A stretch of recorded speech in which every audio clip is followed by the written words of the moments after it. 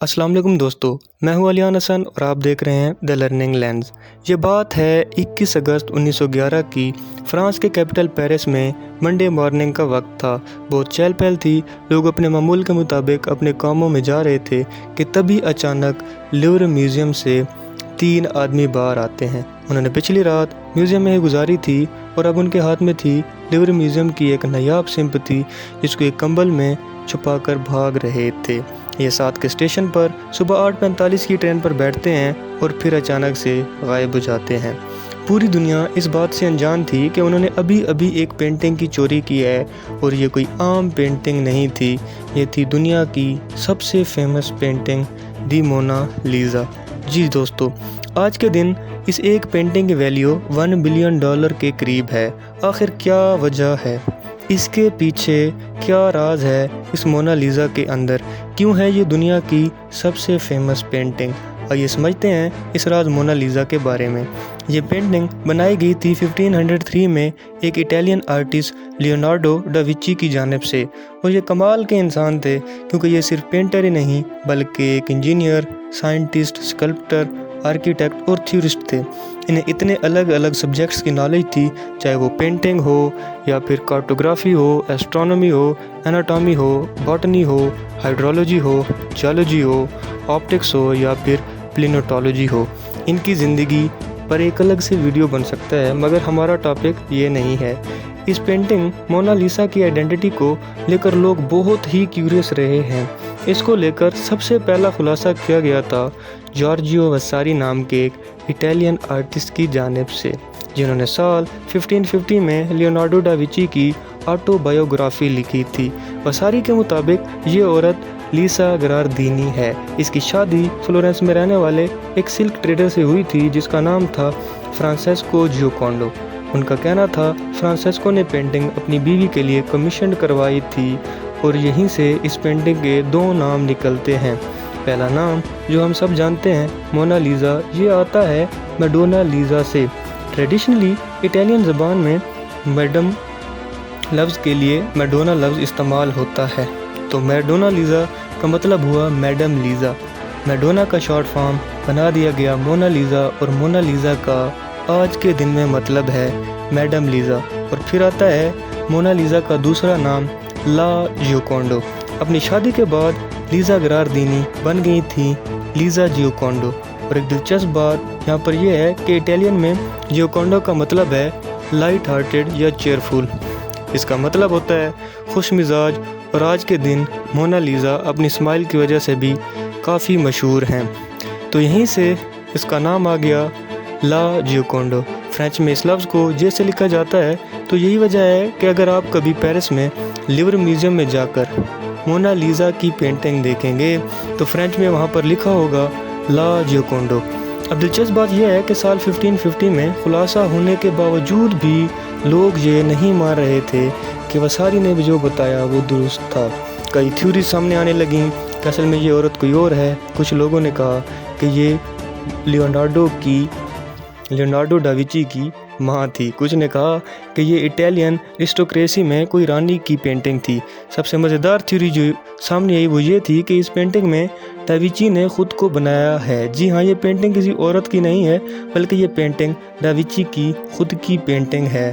और उन्होंने इमेजिन किया कि वो खुद कैसे दिखाई देते अगर वो औरत होते तो। इस थ्योरी को आर्टिस्ट लिलियन स्चुअर्ट्स ने साल 1987 में एक आर्टिकल में बयान किया।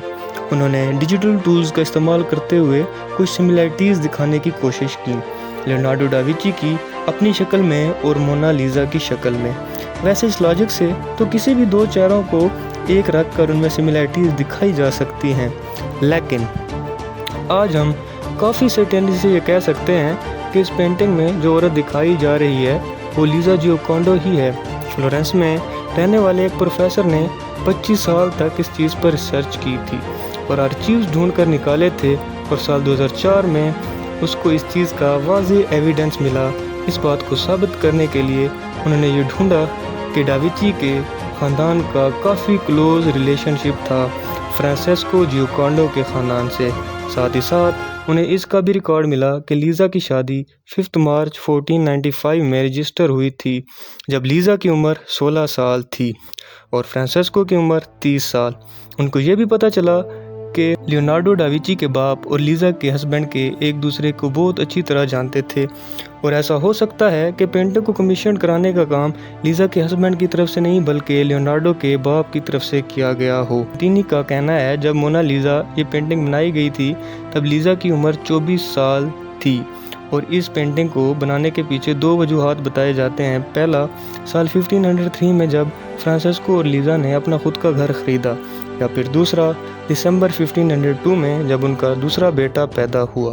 یہ دوسرا ریزن زیادہ پروبیبل لگتا ہے کیونکہ اسے 3 سال پہلے 1499 میں لیزا نے اپنی بیٹی کو کھویا تھا۔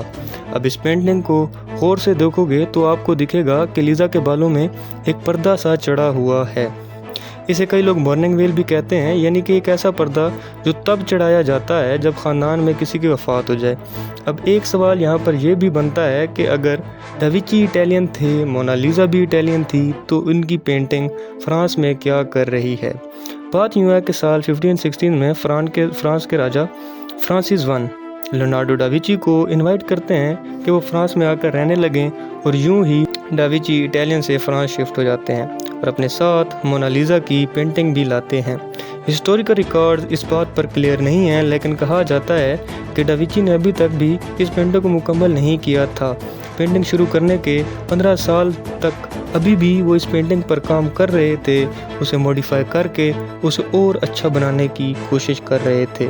اسی دوران سال 1590 میں راجا کے محل میں رہتے ہوئی لیونارڈو ڈاوینچی کی موت ہو جاتی ہے، اور یہ پینٹنگ راجا اپنی رائل کلیکشن کے لیے رکھ لیتے ہیں۔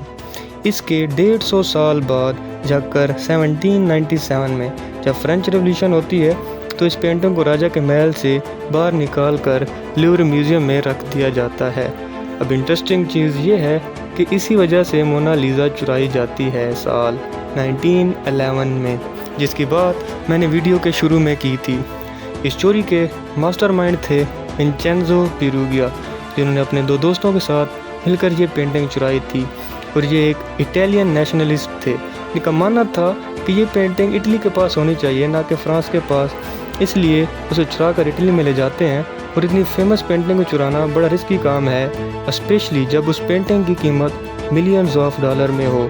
تو ظاہری سی بات ہے ونچینزو اس چوری کے بعد بالکل بھی سیف فیل نہیں کر رہا ہوگا، لیکن اس سے پہلے اس پینٹنگ کی خاصیت جانتے ہیں۔ آخر کیوں یہ اتنی اسپیشل ہے؟ سب سے پہلی بات تو یہ ہے کہ مونا لیزا کو کسی پیپر پر، کینوس پر یا کپڑے پر نہیں بنایا گیا ہے، بلکہ اسے پینٹ کیا گیا ہے ایک پوپلر کی لکڑی پر۔ اس زمانے میں یہ اٹیلین پینٹرز کی فیوریٹ لکڑی ہوا کرتی تھی۔ دوسری چیز، یہ پینٹنگ سائز میں اتنی بڑی نہیں ہے۔ یہ فوٹو دیکھو جو کہ میوزیم میں رکھی گئی ہے، انسانوں کے کمپیریزن میں اس کا سائز آپ دیکھ سکتے ہو، یہ صرف 77 centimetre by 53 centimetre کی پینٹنگ ہے، لیکن پھر بھی اسے اتنا خاص سمجھا جاتا ہے کیونکہ اٹلی میں اپنے زمانے میں یہ پہلی ایسی پینٹنگ تھی جو انسان کے اتنا کلوزلی فوکس تھی۔ یہ ایک ہاف لینتھ پورٹریٹ ہے۔ آج کے دور میں ایسے طریقے کے کئی فوٹوگرافی شاٹس میں بہت کامن ہوتے ہیں، لیکن اس زمانے میں اس ٹائپ کی کوئی پینٹنگ نہیں بناتا تھا۔ اوورآل اس پینٹنگ کی کلر گریڈنگ دیکھو گے تو کافی سارے براؤن اور یلو کلرز کے شیڈز دکھیں گے۔ کافی ڈل سی پینٹنگ دکھائی دیتی ہے۔ یہ اتنی یلوش ہے کہ ایک پروفیسر نے تو لیزا کو کولیسٹرول کا مریض ڈکلیئر کر دیا تھا، لیکن اس کے پیچھے 2 وجوہات دکھائی دیتی ہیں۔ پہلا یہ کہ اس پینٹنگ پر وارنش کی لیئر لگائی گئی ہے تاکہ موئسچر اس پینٹنگ کو خراب نہ کر سکے، کیونکہ آخرکار یہ لکڑی پر بنائی گئی پینٹنگ ہے تو ہیومیڈیٹی اور موئسچر سے بچانا اسے کافی ضروری ہے۔ اور دوسرا یہ کہ اوور ٹائم میں اس میں بلیچنگ دکھائی دینے کو ملی ہے۔ اوریجنلی جب یہ پینٹنگ بنائی گئی تھی تو یہ برائٹ اور زیادہ کلرفل ہوا کرتی تھی۔ کچھ لوگوں نے اسے ریکریٹ کرنے کی کوشش بھی کی کہ اوریجنلی یہ پینٹنگ کیسی دکھائی دیتی ہوگی۔ ڈاوینچی نے اس پینٹنگ میں ایک ایسی خاص ٹیکنیک پینٹنگ سٹائل کا استعمال کیا جسے سفوماٹو کہا جاتا ہے، ٹیکنیک آف بلینڈنگ۔ جو بیک گراؤنڈ آپ اس پینٹنگ میں دیکھ رہے ہو اس میں ایک لینڈسکیپ دکھائی دے رہی ہے جو اٹلی کی آرنو ویلی ہے۔ اس بیک گراؤنڈ اور مونا لیزا میں کوئی خاص باؤنڈریز نہیں ہیں، आउटलाइंस नहीं बनाई गई हैं। कुछ जगहों पर मोनालिसा के बाल लैंडस्केप में झलक रहे हैं। आउटलाइंस को ब्लर करना और कलर्स की ब्लेंडिंग करना, यही स्फुमाटो की टेक्निक है और यही राज है मोनालिसा की मिस्टीरियस स्माइल के पीछे। ध्यान से देखें लीज़ा की स्माइल को, इतना आप उसकी मुस्कान की तरफ देखेंगे उतना ही उसका चेहरा सीरियस नज़र आएगा। लेकिन अब मोनालिसा की आंखों में देखिए, अचानक से आप देखेंगे कि लीज़ा किस तरह मुस्कुरा रही है। पेंटिंग के आप किसी भी हिस्से में देखेंगे, वो बैकग्राउंड हो या फिर लीज़ा का फोरहेड हो या फिर आंखें ही क्यों ना हो, आपको ये इफेक्ट दिखाई देगा। लीज़ा का चेहरा ज़्यादा मुस्कुराने लग जाता है जब आप उसकी मुस्कान पर फोकस नहीं करते। इसी मुस्कान को बनाने के लिए दा विंचीज़ ने कई रातें फ्लोरेंस के अस्पताल में गुजारी, जहाँ पर वो डेड बॉडीज़ की खाल उतारा करते थे और वो स्टडी करना चाहते थे चेहरे के अंदर जो मसल्स हैं और नर्व्स हैं उनसे कैसे स्माइल आती है, कैसे मुस्कान आती है। उन्होंने अपनी एक किताब में लिखा, the muscle which moves the lips are more numerous in men than in any other animal। होंठों के मसल्स को डाइसेक्ट करना एक्चुअली उनके लिए बहुत मुश्किल हुआ था, क्योंकि यहाँ पर जो मसल्स हैं वो बहुत छोटी हैं और बहुत ज़्यादा हैं। इसी एक्सपेरिमेंट के दौरान दा विंचीज़ ने घोड़ों को भी स्टडी किया था। उन्होंने इंसानों के एक्सप्रेशंस को घोड़ों के चेहरे से कंपेयर किया। नोट्स में वो लिखते हैं, notice whether the muscles that rises the nostrils of the horse is the same as that which lies there in man। शायद ही तारीख में किसी आर्टिस्ट ने घोड़ों और इंसानों की शक्ल को डाइसेक्ट करके ये एक्सपेरिमेंट किए होंगे। मोनालिसा की ये स्माइल को लेकर ये ऑब्सेशन ख़त्म नहीं हुआ। इसके बाद उन्होंने ऑप्टिक्स पर भी रिसर्च कर डाला। उन्होंने देखा कि जो लाइट रेज होती हैं वो हमारी आंखों पर एक सिंगल पॉइंट पर आकर नहीं मिलती, बल्कि पूरे रेटिना पर आकर लगती हैं। रेटिना के दरमियान का जो हिस्सा है जिसे फोबिया कहा जाता है, वो हमें बारीक से बारीक डिटेल्स देखने में मदद देता है। वहीं रेटिना का जो दूसरा हिस्सा है वो शेडो और ब्लैक एंड वाइट चीज़ों को ज़्यादा पिकअप करता है। इस नॉलेज को इस्तेमाल करके उन्होंने शेडोज़ पर इस तरीके से ध्यान दिया ताकि जब आप अपने पेरिफेरल विजन से भी लीज़ा को देखें, मतलब आप एक तरफ देख रहे हो और मोनालिसा दूसरी तरफ है, मतलब लीज़ा पर आपका ध्यान नहीं है, फिर भी उसकी मुस्कान का असर आप पर आ जाता है। जब आप मुस्कान को करीब से देखोगे तो उसकी सेंट्रल लाइन एक फ्लैट लाइन है। यही वजह है कि जब आप मुस्कान की तरफ देखते हो तो ऐसा लगता है कि वो एक्चुअली में मुस्कुरा ही नहीं रही है। लेकिन दूसरी तरफ स्फुमाटो टेक्निक के ज़रिए जो शेडोज़ बनाई गई हैं उनके ज़रिए ऐसा इफ़ेक्ट पड़ता है कि जब आप कहीं भी और देखते हो तो आपके पेरिफेरल विजन में वो मुस्कान आती है और शेडोज़ झलकती हैं और तब आपको लगता है कि वो मुस्कुरा रही है। कैसा लगेगा ये सुनकर कि अगर मैं आपसे कहूँ कि मोनालिसा की एक पेंटिंग नहीं है? जी हाँ, बल्कि मोनालिसा की दो पेंटिंग्स हैं। देखो, कोई कंस्पायरेसी थ्योरी नहीं है, बल्कि ये बात सच है। मोनालिसा की पेंटिंग जिसे हम सब जानते हैं उससे मिलती जुलती एक और पेंटिंग बनाई गई थी उसी टाइम में। दूसरी मोनालिसा की कहानी शुरू होती है साल 1504 में, जब राफेल नाम के एक और लेजेंडरी आर्टिस्ट ने पेन और इंक के ज़रिए एक रफ स्केच बनाया था। स्केच कुछ ऐसा दिखता था और इसे लिवर की मोनालिसा से कंपेयर करो तो एक बहुत बड़ा डिफरेंस दिखता है। राफेल के स्केच में 2 कॉलम्स दिखाई देते हैं लीज़ा के पीछे। यहाँ रिसर्चर्स को लगा कि राफेल ने अपनी ड्राइंग एक्चुअल में मोनालिसा की पेंटिंग को देखकर ही बनाई होगी, तो इसमें कोई बड़ी बात नहीं है। लेकिन इस थ्योरी को साल 1993 में एक जर्मन आर्ट हिस्टोरियन ने डिसप्रूव किया। प्रोफेसर प्लांटी, जिसके बात मैंने पहले भी की थी, 25 सालों तक वो रिसर्च कर रहे थे मोनालिसा की आइडेंटिटी पर। उन्होंने कन्फर्म किया कि राफेल एक्चुअली में फ्लोरेंस में कुछ अरसे के लिए जियोकोंडो ख़ानदान के सामने ही रहते थे। तो क्या इसका मतलब ये हुआ कि राफेल ने अपनी खुद की पेंटिंग बनाई सेम सब्जेक्ट के साथ, सेम औरत को सेम पोज में बैठाकर? ये काफ़ी अनबिलीवेबल लगता है। इस सवाल का एक और भी जवाब हो सकता है, ये कि एक दूसरी मोनालिसा की पेंटिंग एग्जिस्ट करती है जिसे देखकर राफेल ने अपनी पेंटिंग बनाई, और दूसरी मोनालिसा की पेंटिंग दुनिया के सामने आती है साल 1914 में। लंदन के पास रहने वाले एक नॉवलिस्ट जॉन आर अयर के पास एक मोनालिसा का नया वर्जन था। ये है वो नई मोनालिसा जिसकी पेंटिंग में वही पेंटिंग जिसके बेसिस पर राफेल ने अपनी पेंटिंग बनाई थी, और दूसरी मोनालिसा लूवर में रखी मोनालिसा से साइज में 3.5 फीट ऊंची और 5 फीट चौड़ी थी। और इन दोनों पेंटिंग्स को अगर आप कंपेयर करोगे तो 3 चीज़ें सामने आती हैं। पहला, नई मोनालिसा ज़्यादा जवान दिखाई देती है दूसरी उस पहले वाली मोनालिसा से। दूसरी, उस नई पेंटिंग में जो सर है वो थोड़ा सा आगे की तरफ टिल्टेड है। और तीसरा, इस नई मोनालिसा की जो एक्सप्रेशंस हैं वो बहुत स्ट्रेट फॉरवर्ड और क्लियर हैं। उसकी मुस्कान में वो मिस्टीरियस बात नहीं है जो लूवर की मोनालिसा के बारे में है। इसके बैकग्राउंड में जो कॉलम्स दिखाई दे रहे हैं वही राफेल की ड्राइंग में भी दिखाई देते हैं। वजूहात को मद्देनजर रखकर एक्सपर्ट की तरफ से एक नई थ्योरी बताई जाती है कि लियोनार्डो डा विंची एक्चुअली में 2 मोनालिसा पर काम कर रहे थे और ये दोनों मोनालिसा ही एक्चुअली में लियोनार्डो डा विंची ने ही बनाई थी। लेकिन ये आइलवर्थ वाली जो मोनालिसा है इसको बाद में दरियाफ्त किया गया था। ये पहला वर्जन था डा विंची की पेंटिंग का।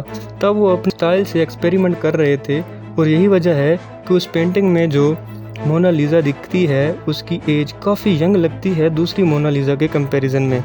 और एक ऐसी थ्योरी जो आज के दिन तक डिबेट का मुद्दा है, साल 2010 में मोनालिसा फाउंडेशन ने आइलवर्थ वाली मोनालिसा पर एक इन्वेस्टिगेशन शुरू कर दी। इसके पीछे राज पता लगाने के लिए उन्होंने अपनी दूसरी थ्योरी बनाई। उन्होंने कहा कि नई मोनालिसा का जो चेहरा और हाथ हैं वो डा विंची ने खुद बनाए, लेकिन जो बैकग्राउंड है उसे किसी इन्फीरियर आर्टिस्ट ने बनाया। हो सकता है लियोनार्डो की वर्कशॉप में काम करने वाला कोई और बंदा हो जिसने इस पेंटिंग को पूरा करने का काम ख़त्म किया हो। ये दोनों ही थ्योरीज आज के दिन तक सिर्फ थ्योरीज ही हैं, क्योंकि ठोस सबूत किसी भी साइड्स को लेकर नहीं मिले हैं। मोनालिसा की चोरी पर वापस आएँ, पता चलता है इस चोरी का मास्टरमाइंड विंचेंजो पेरुगिया एक्चुअली में एक एम्प्लॉय थे लूवर म्यूजियम में। एक दिन वो म्यूजियम के कोने में छुप जाते हैं और पूरी रात वहीं गुजारते हैं, जिसके बाद सुबह चोरी करके निकलते हैं। उनका मानना था कि लियोनार्डो डा विंची इटालियन थे, तो इस पेंटिंग को इटालियन म्यूजियम में होना चाहिए। जैसे ये चोरी करते हैं तो खबर दुनिया में फैल जाती है, हेडलाइंस छप जाती हैं। काफ़ी डिटेक्टिव इस काम पर लग जाते हैं कि किसने चोरी की है, लेकिन कोई भी नहीं ढूंढ पाता। 2 साल तक पेरुगिया इस पेंटिंग को अपने पास घर में रखते हैं और सोचते हैं कि क्या किया जाए इसके साथ। पूरी दुनिया इसकी तलाश में है। फाइनली वो इम्पेशेंट होकर इस पेंटिंग को बेचने की कोशिश करते हैं। फ्लोरेंस शहर में रहने वाले एक आर्ट डीलर को पेंटिंग बेचने की कोशिश की जाती है, जिसका नाम जियोवानी पोगी है। जियोवानी सस्पिशियस हो जाते हैं और पेंटिंग के पीछे लगी स्टैम्प को देखकर कंफर्म कर लेते हैं कि यही चोरी की गई पेंटिंग है। उन्हें दुनिया का मोस्ट वांटेड सामान बेचा जा रहा है। ऐसे ही विंचेंजो पकड़े जाते हैं और उन्हें 6 महीने की सज़ा होती है। पेंटिंग को दोबारा से लूवर म्यूजियम में रख दिया जाता है 4 जनवरी 1914 में। आज के दिन ये पेंटिंग यहीं रखी है, एक बुलेट प्रूफ गिलास के पीछे, स्टेट कंट्रोल क्लाइमेट में कंडीशंस में, जहां ह्यूमिडिटी बरकरार रखी गई है 52 + 10%। टेम्परेचर स्ट्रिक्टली मेंटेन किया गया है 18 से 21 सेल्सियस तक। इस पूरी कहानी में सबसे इंटरेस्टिंग बात यह है कि इस चोरी के बाद भी मोनालिसा की पॉपुलैरिटी बढ़ने लगती है और ये दुनिया की नंबर 1 फेमस पेंटिंग बन जाती है। सही सुना आपने, इस चोरी से पहले मोनालिसा इतनी फेमस पेंटिंग नहीं थी। जिन लोगों को आर्ट में दिलचस्पी हुआ करती थी वही मोनालिसा के बारे में जानते थे, लेकिन आम लोगों को पता नहीं था कि मोनालिसा क्या है। तो आज के दिन अगर आप कभी लूवर म्यूजियम में जाकर मोनालिसा की पेंटिंग देखते हैं तो चारों तरफ लोग ही लोग नज़र आते हैं। तो इस पॉपुलैरिटी के लिए ब्लेम जाता है सिर्फ और सिर्फ एक इंसान को, विंचेंजो को। तो अगर आपको वीडियो अच्छी लगी हो तो चैनल को सब्सक्राइब करें, लाइक करें, शेयर करना ना भूलें।